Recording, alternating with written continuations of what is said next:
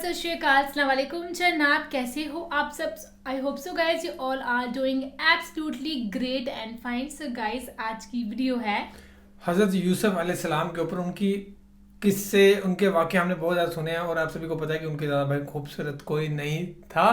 And आज की video होने वाली है उनकी टॉम्ब से रिलेटेड कि उनकी टॉम्ब है जो प्रोफेट यूसुफ अलैहिस्सलाम की, उसकी मिस्ट्री क्या है। तो इस वीडियो को देखते हैं, फिर करते हैं हम बाकी बातें discuss. Original video link description में दिया हुआ है गाइज, देखते हैं भाई कि क्या रहस्यमयी उस टॉम्ब का क्या रहस्य है। फलस्तीन के मगरिबी किनारे पर एक शहर आबाद है जिसे शहर नाबलस कहा जाता है। इस शहर में एक मुकाम ऐसा है जिस पर 50 सालों से यहाँ के यहूदियों और मुसलमानों के दरमियान एक जंग छिड़ी है। ये जंग इस शहर के लिए नहीं बल्कि एक मज़ार के लिए है।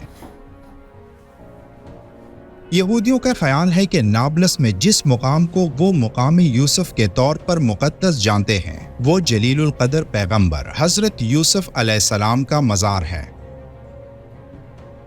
जबकि मुसलमानों का मानना है कि इस जगह हज़रत यूसुफ अलैहिस्सलाम का मज़ार नहीं बल्कि फ़लस्तीनी इसे एक बुज़ुर्ग यूसुफ दोइकात के नाम से जानते हैं। 1967 की जंग में इसराइल ने इस जगह पर कब्जा कर लिया था और इसराइली कब्जे के बाद ये जगह यहूदी आबादकारों का मरकज बन गया। 1986 में काबिज इसराइली रियासत ने इस मुकाम में एक यहूदी मजहबी स्कूल कायम किया जिसमें तौरात पढ़ाई जाने लगी। फिर 1990 में इस मुकाम को, जिसको यहूदी हज़रत यूसुफ अलैहिस्सलाम की कब्र मानते हैं, इसको एक फौजी चौकी में तब्दील कर दिया और इसे यहूदी वजारत मजहबी उमूर के हवाले कर दिया गया। लेकिन मुअर्रिखीन यहूदियों के इस दावे की तरदीद करते हैं। इनका कहना है कि नाबलस में मौजूद कब्र 200 साल से ज़्यादा पुरानी नहीं और बाज़ तारीखी दस्तावेज़ात से मालूम होता है कि ये कब्र उस्मानी दौर खिलाफत में बनाई गई। यहूदियों के लिए ये मुकाम इंतहाई अहम और मुक़द्दस है जहाँ ये लोग इबादत करते हैं। लेकिन अगर मुसलमानों के मुताबिक ये कब्र हज़रत यूसुफ अलैहिस्सलाम की नहीं तो फिर हज़रत यूसुफ अलैहिस्सलाम की कब्र कहाँ पर है?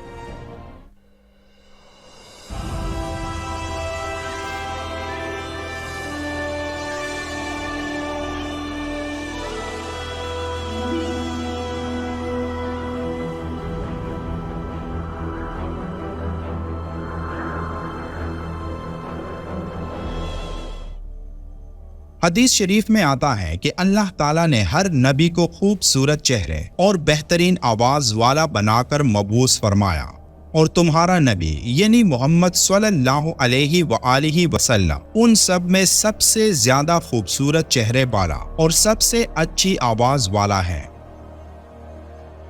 फिर फरमाया गया कि हज़रत यूसुफ अलैहिस्सलाम को निस्फ हुस्न से नवाजा गया था, यानी हज़रत मोहम्मद सल्लल्लाहु अलैहि व आलिहि वसल्लम के हुस्न का आधा हुस्न अल्लाह ने हज़रत यूसुफ अलैहिस्सलाम को अता किया। हज़रत यूसुफ अलैहिस्सलाम के किस्से का जिक्र कुरान में है कि कैसे आप अलैहिस्सलाम के सौतेले भाइयों ने उनको हसद की वजह से कुएं में डाला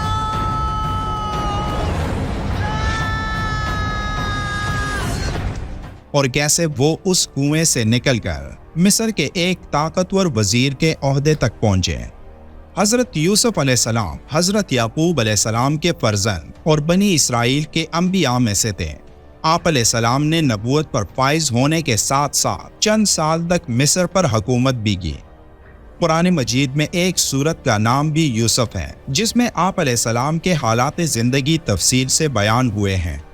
हज़रत यूसुफ अलैहिस्सलाम की उम्र 120 साल तक बताई गई है और कहा जाता है कि आप अलैहिस्सलाम फ़लस्तीन में दफन हुए, लेकिन आप अलैहिस्सलाम की कब्र मुबारक पहले फ़लस्तीन में नहीं बल्कि दरियाए नील में थी।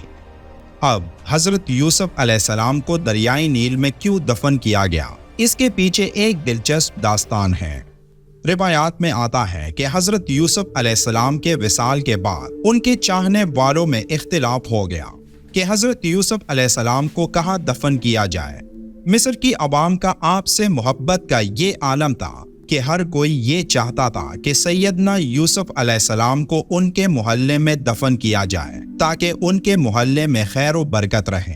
آخر میں اہلیان مصر اس بات پر راضی ہوئے کہ آپ علیہ السلام کو دریائے نیل میں دفن کیا جائے تاکہ دریا کا پانی آپ علیہ السلام کی قبر مبارک کو چھو کر گزرے اور تمام مصر والے اس پانی سے برکت حاصل کر سکیں۔ اس لیے آپ علیہ السلام کے جسم مبارک کو سنگ مرمر کے صندوق میں بند کر کے دریائے نیل میں دفن کر دیا گیا۔ تفسیر ابن کثیر میں سورہ انشعراء کی تفسیر میں امام ابن کثیر لکھتے ہیں کہ حضرت محمد صلی اللہ علیہ وآلہ وسلم نے فرمایا، جب حضرت موسیٰ علیہ السلام بنی اسرائیل کو لے کر چلے تو راستہ بھول گئے، 1000 کوشش کی لیکن راستہ نہ ملا۔ علماء بنی اسرائیل نے کہا کہ حضرت یوسف علیہ السلام نے اپنے آخر وقت میں ہم سے عہد لیا تھا کہ جب مصر سے چلیں تو آپ علیہ السلام کے تابوت کو بھی یہاں سے اپنے ساتھ لیتے جائیں۔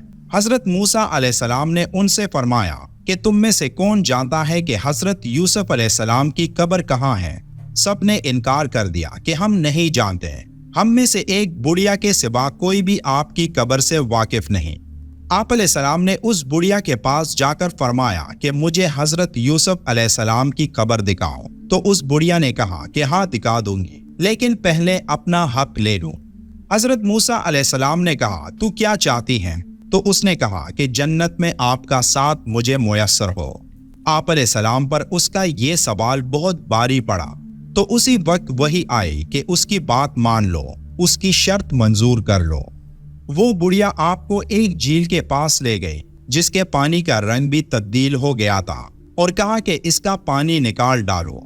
جب پانی نکال دیا گیا اور زمین نظر آنے لگی تو اس نے کہا کہ اب یہاں کھودو۔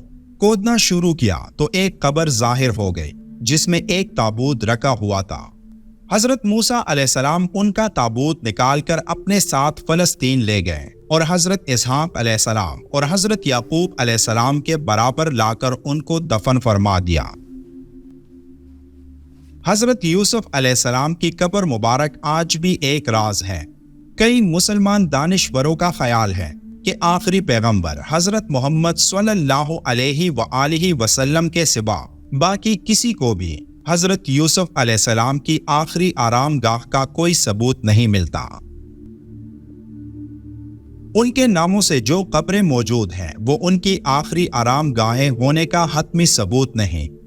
حضرت موسیٰ علیہ السلام نے حضرت یوسف علیہ السلام کی وصیت پر ان کی باقیات مصر سے فلسطین منتقل کی تھی، مگر اس کا ٹھوس ثبوت نہیں ملتا اور نہ ہی ان کی قبر کی جگہ کا تعین ممکن ہے۔ اب اس میں اللہ کی کیا حکمت ہے، اس کا علم اللہ کے سوا کسی کو نہیں۔ دعا ہے کہ اللہ ہمیں بھی جنت میں حضور اکرم صلی اللہ علیہ وآلہ وسلم کا قرب نصیب فرما دے۔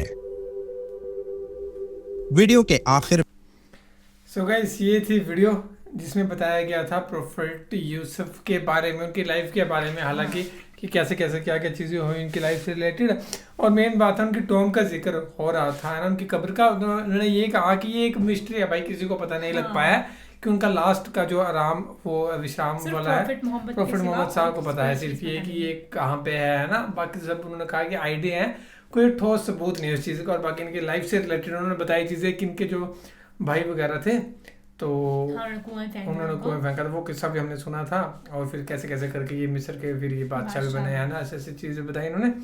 اور باقی بس یہی تھا، ٹوم کا مسٹری بتا رہے تھے، تو آج تک کسی کو بھائی وہ چیز پتہ نہیں چل پائی ہے۔